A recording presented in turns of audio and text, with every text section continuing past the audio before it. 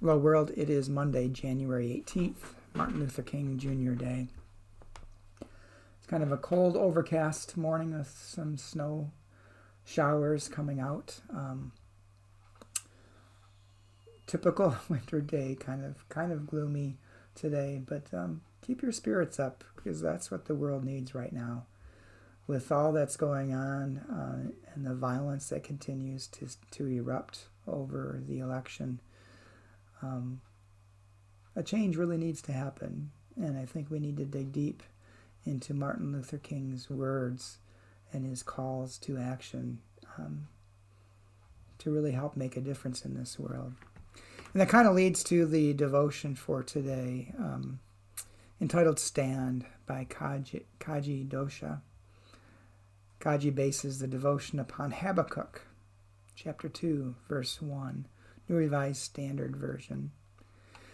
I will stand at my watchpost and station myself on the rampart. I will keep watch to see what God will say to me. And Kaji writes, at the end of one of my favorites of my grandfather's sermons, he shouted, even if you stand alone, stand. My grandfather was the kind of man people described as fearless. He was not known for backing down or for taking the routes to which his colleagues clung.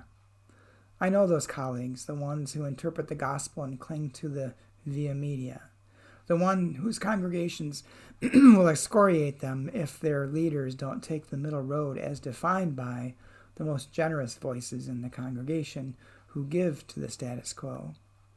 I know what it feels like to stand in the middle of the stream, currents pulling past us at neck-breaking speed, while we struggle to find footing, tread water, a way to stay in it with air to breathe. Who do we need to stand with us? When the expletive hits the fan, or hits the storm, when everything seems to be falling apart and we feel completely isolated, who do we need with us? At the watchpost, the question is less who is there than who sees what is coming. Some of us know what we know is. Some of us know, and what we know is overwhelming. The human response of being overwhelmed can clash with the perception of the prophetic response of what to do in the moment. Knowing can be the very thing that makes it difficult to stand. Here's what we know from Habakkuk. On the ramparts, God speaks. You may not know what God has to say. This may mean that you are not on the ramparts. Find your way there, even if you have to do it alone. And in doing so, find God, who is the maker of ways out of no way.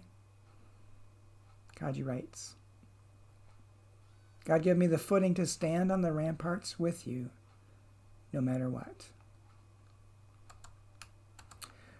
And I think this devotion hits on the remembrance of Martin Luther King Jr. this day.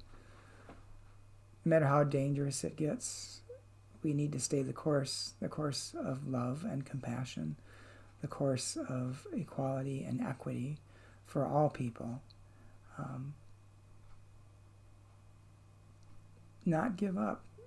Keep listening for God's word to us and the direction that God needs us to go. Don't take the comfortable path.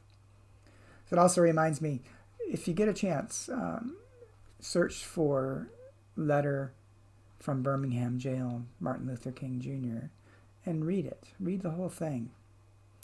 He wrote it while he was imprisoned in Birmingham, Alabama, and he wrote it mainly to his counterparts who were calling upon him to slow down, to stop the nonviolent direct action that he was taking.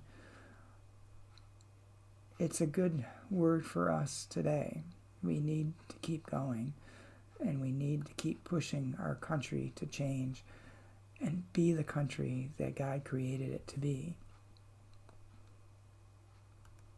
It's a lot to think about, so I just invite you to please go read Letter from Birmingham Jail for today. If you do nothing else in honor of Martin Luther King, at least go and read that letter today.